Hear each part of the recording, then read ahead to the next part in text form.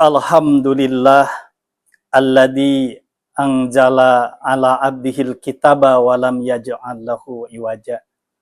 Asyhadu an la ilaha illallah wa asyhadu anna Muhammadan abduhu wa rasuluh. Pemirsa yang saya hormati, alhamdulillah pada sore ini kita masih diberi kekuatan oleh Allah Subhanahu wa taala.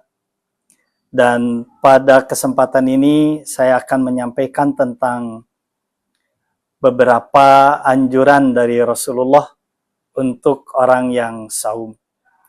Di antaranya akan saya bawakan sebuah hadis dari Rasulullah yang diterima oleh sahabat Anas bin Malik ani Nabi sallallahu alaihi wasallam, dari Nabi sallallahu alaihi wasallam, qala, beliau bersabda, tasahharu fa inna fis-suhuri barokatan. Kata Rasulullah, tasahharu, sahurlah kalian, fa inna fis-suhuri, karena di dalam suhur itu barokatan, ada barokah. Di sini perlu dipahami dulu, yang pertama ada kalimat suhur, ada kalimat sahur. Nah, kalau sahur, sahur itu makanan yang dimakan pada waktu kita sedang sahur, atau makanan yang dimakan ketika kita akan saum. Yang kedua, ada yang disebut suhur. Kalau suhur itu pekerjaannya, yaitu makan di waktu dini hari atau makan sebelum adzan subuh dengan niat akan melaksanakan saum, itu namanya suhur. Nah, makanya di dalam hadis tadi saya bacakan tasaharu, hendaklah kalian sahur, fa inna fis-suhuri, karena di dalam suhur, ya, artinya di dalam makan pada waktu sebelum kita saum itu barokatan, ada barokahnya. Apa yang disebut dengan barokah?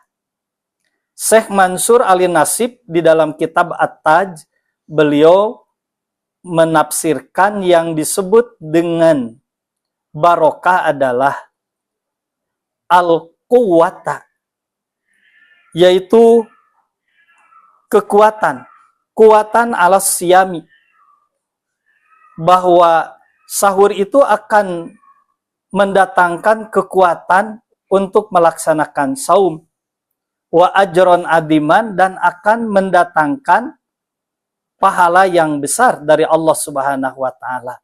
Makanya sahur bagi umat Islam itu sebuah sunnah Rasul, anjuran dari Rasulullah, karena ternyata di dalam sahur itu adalah barokatan, ada barokahnya, ada kekuatan dan ajron adiman, pahala yang besar. Dan yang ketiga, barokah daripada sahur itu adalah akan membedakan antara saumnya umat Nabi Muhammad dengan saumnya orang ahli kitab. Makanya Rasulullah mengatakan, paslu baina, atau paslu ma baina siyamina wasyami ahlil kitabi aklatu sahari, bahwa yang memisahkan, yang membedakan antara saum kita dengan saumnya ahli kitab adalah makan sahur. Nah, makanya makan sahur itu sebagai pembeda antara saumnya kita dengan saumnya ahli kitab. Nah, karena pentingnya sahur itu, sehingga Rasul mengatakan, walau bijur atim mimmain, kalau kita tidak mendapatkan apa-apa untuk dimakan pada waktu sahur, maka kita dianjurkan walau bijuratim mimmain, walaupun hanya seteguk air. Ini untuk menjelaskan bahwa betapa pentingnya sahur bagi kita sebagai umat Nabi Muhammad. Nah, yang selanjutnya, bahwa Rasulullah membedakan lagi bahwa sahurnya kita ini jangan terlalu cepat, jangan terlalu malam. Makanya di dalam hadis Zaid bin Sabit, dia mengatakan, tasaharna ma'an nabiyyi sallallahu alaihi wasallam.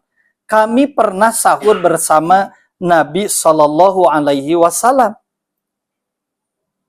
Setelah selesai sahur, summa qoma ila sholati, lalu Rasul pergi untuk melaksanakan sholat subuh.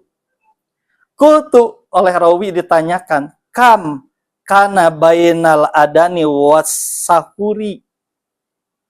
Berapa jarak antara selesainya makan sahur dengan adan? Maka dijawab, qadru homsina ayatan, kurang lebih seukuran orang membaca 50 ayat. Bahkan di dalam kitab At-Taj dijelaskan bahwa contoh surat yang dibaca atau surat yang jumlahnya 50 ayat itu adalah qadru bisuratil mursalat. Kira-kira kita membaca surat Al-Mursalat, karena kebetulan surat Al-Mursalat itu jumlah ayatnya ada 50.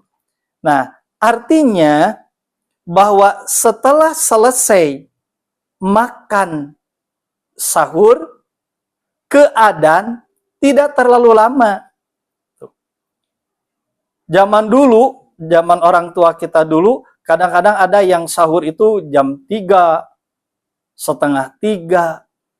Nah, maka Rasul menganjurkan, yaitu harus diakhirkan.